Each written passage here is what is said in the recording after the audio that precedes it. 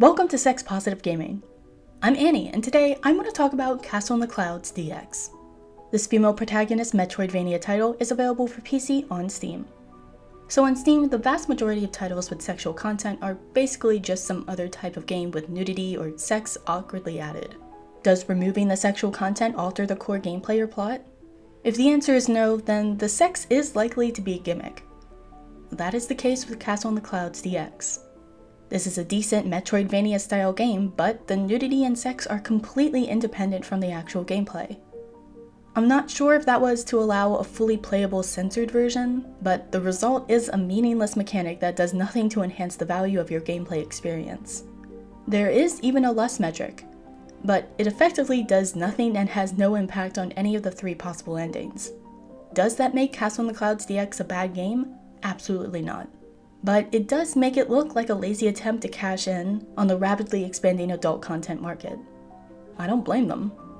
I mean, that seems to be where the market currently is.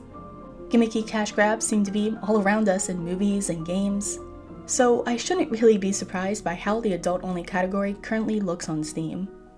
Graphically, the pixel-style art looks great. The sexual interactions are animated with sound, but short, and the soundtrack fits the style of game really well. This is a well-polished title with multiple difficulties, leveling, an inventory system, and multiple playable characters in the New Game Plus mode, as well as all of the upgradable features that you'd expect in this style of game, like double jump, speed boost, and various weapon types.